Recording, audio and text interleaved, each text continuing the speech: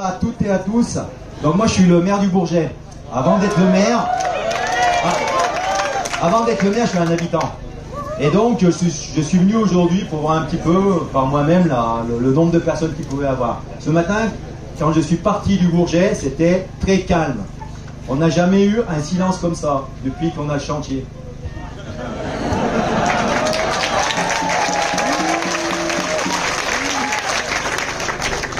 Buongiorno a tutti e a tutte, io sono il sindaco del Bourget, ma sono venuto oggi qua anche come cittadino. Quando sono uscito di casa oggi tutto era calmissimo, non era mai stato così calmo. Et en fin de compte, j'ai pu partir tranquille parce que j'avais plus de gendarmes que d'habitants.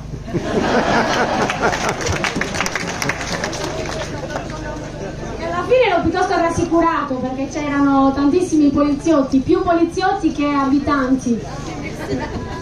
Voilà, donc nous le village, on le vit au quotidien, le chantier. Parce qu'en fin de compte, quand vous parlez de projet, chez nous c'est déjà un chantier. Et les habitants, ils ont le bruit, comme je le disais tout à l'heure. Ils ont aussi les poussières et tout ce qu'on peut sentir dans cette vallée quand le chantier tourne.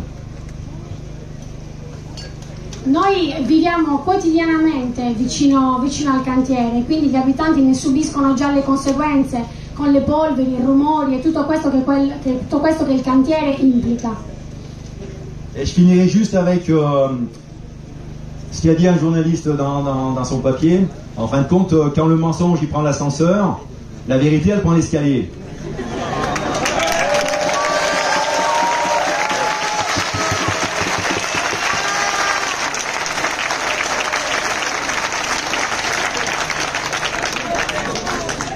Terminerò questo discorso riprendendo la frase di un giornalista che nel suo articolo ha detto che alla fine, quando le bugie e le menzogne prendono l'ascensore, la verità prende le scale, prende un altro cammino. Et à voir la foule qu'il y a aujourd'hui, alors j'en vois pas beaucoup, j'en vois plus avec des cheveux normaux, on va dire pas des cheveux blancs. Moi en ayant les cheveux blancs, je monte les escaliers doucement, là je pense que ça va aller beaucoup plus vite. Et je finis avec ça.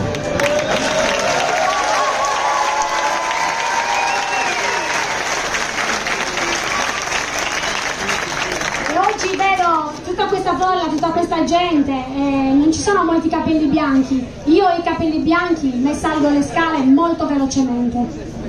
Bonjour, je suis députée européenne, je m'appelle Gwendoline Delbos-Corfield et j'étais conseillère municipale à Grenoble et conseillère régionale Rhône-Alpes. Et je vais commencer par dire mon immense plaisir de vous voir là aujourd'hui parce que ça fait tellement longtemps qu'on attend ça et certains bien plus que moi qui se sont investis énormément depuis des années et qui étaient très seuls. Et donc c'est immense que vous soyez là aujourd'hui d'abord.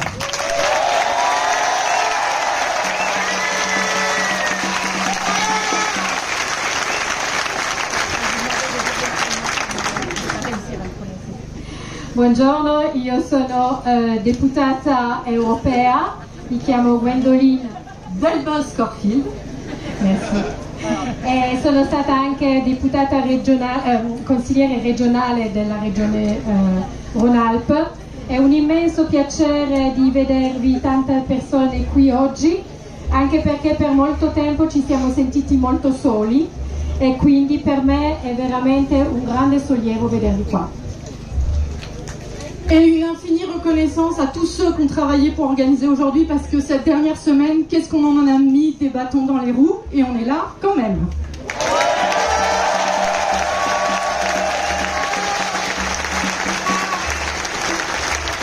E vorrei anche esprimere tutta la mia gratitudine per gli organizzatori di questa giornata perché soprattutto in questa settimana ci hanno messo tanti bastoni tra le ruote e alla fine siamo qua. Aujourd'hui, il y a évidemment des gens de l'autre côté de la frontière et ça fait trop longtemps qu'on ne travaille pas ensemble. Les écolos français n'ont pas toujours été à la hauteur de la situation et j'ai des souvenirs douloureux entre vers français et vers italien et aujourd'hui on raccommode ça.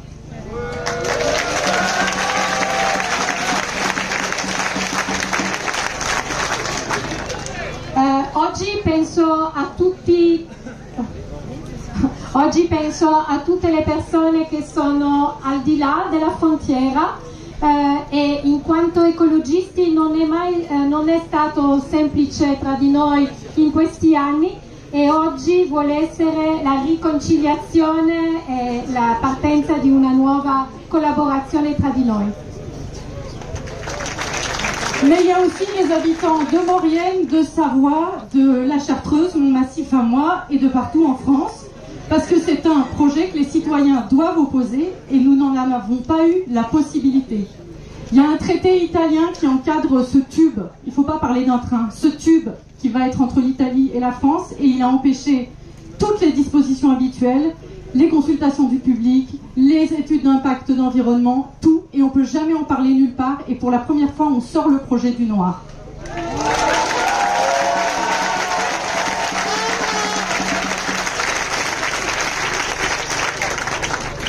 Dobbiamo parlare degli abitanti della Maurienne, della Savoia e della Chartreuse da dove provengo, che finalmente tiriamo fuori dal buio questo progetto, che non bisogna parlare di tunnel, bisogna parlare di un tubo, che ci hanno sempre impedito di dibattere, hanno sempre negato qualsiasi dibattito pubblico, e quindi siamo qui per tirare fuori il progetto al quale dobbiamo opporci.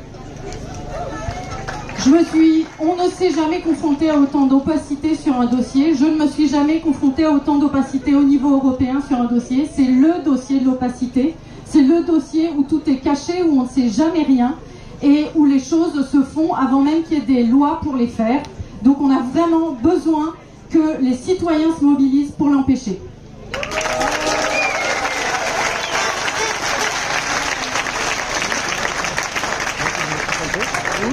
Questo dossier anche a livello europeo è il dossier dell'opacità, è tutto molto opaco.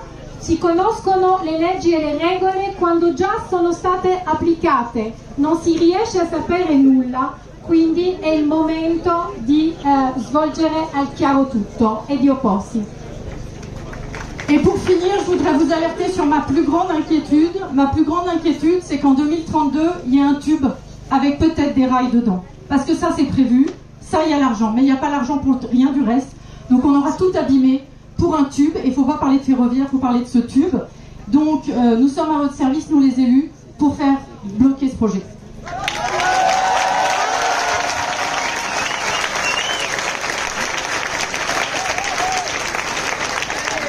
Quindi voglio esprimere qui la mia inquietudine che riguarda 2032, perché nel 2032 avremo un tubo con delle rotaie dentro, nulla vicino e noi eletti dobbiamo assolutamente fare di tutto per fermare questo tubo che distruggerà tutto. Bonjour à toutes et à tous, Mathilde Panot, présidente du groupe parlementaire de la France Insoumise NUPES à l'Assemblée, ici avec Gabriel Amar et Elisa Martin. Et je voudrais commencer par avoir une grande pensée de nous toutes et tous pour nos camarades italiens bloqués à la frontière par la police française, où Jean-François Coulombe essaye de les débloquer.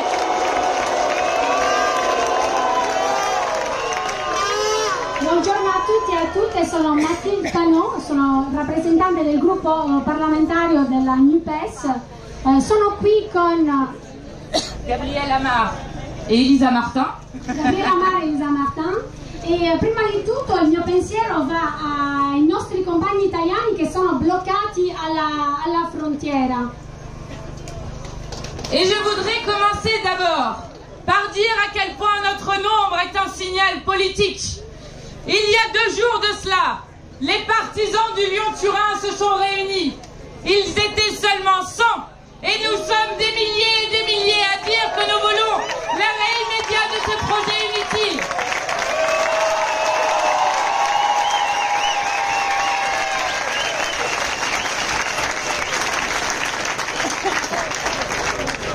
È un vero piacere vedere quanti siamo, il fatto che siamo numerosissimi e numerosissime. Invece i partigiani della Lione Torino si sono riuniti qualche giorno fa, erano solamente 100. Noi siamo migliaia e migliaia. Alors ici, 2 mondes s'affrontent. Le leur, avec un projet à 30 milliards d'argent public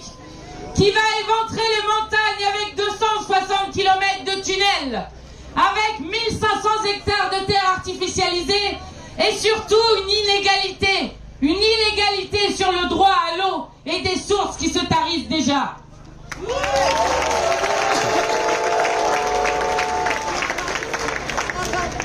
Allora qui ci sono veramente due mondi che si oppongono, che si combattono. Uno che vuole spendere più di 30 miliardi di denaro pubblico per creare un tunnel di 60-70 chilometri col disprezzo di tutto quello che c'è intorno, dell'ambiente, dell'accesso all'acqua. Rettifico, scusate, 260 chilometri. Et le nôtre de monde, qui dit que d'ores et déjà maintenant, avec la ligne existante, nous pourrions mettre 1 million de camions sur le rail et faire en sorte d'avoir un service public ferroviaire renforcé.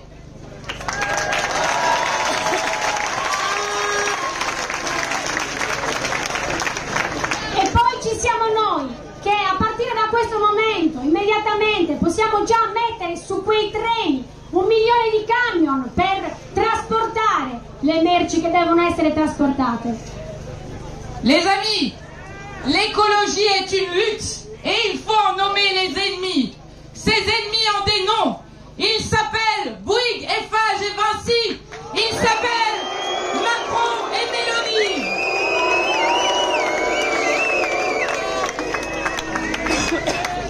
Bisogna mettere dei nomi sui propri nemici.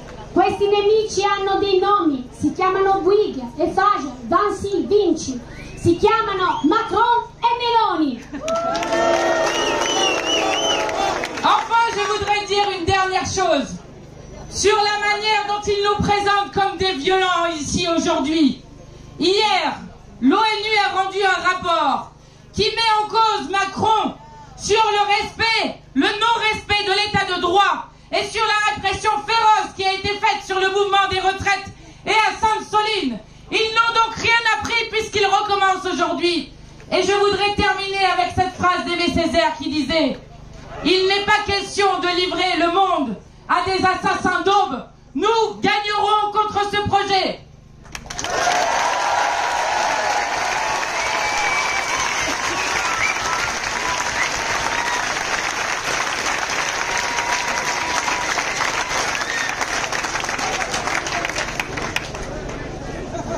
Criminalizzano il nostro movimento, criminalizzano quello che siamo, ma in realtà c'è stato un rapporto dell'ONU che ha condannato la repressione feroce del governo Macron contro i movimenti di contestazione contro la riforma delle pensioni a Sainte-Soline. Quindi terminerò con questa frase: non dobbiamo lasciare il mondo agli assassini dell'alba, agli assassini delle aurore. C'était quoi la toute dernière partie? Désolée, je me suis perdue. On gagnera. Vinceremo contro questo progetto ecocida.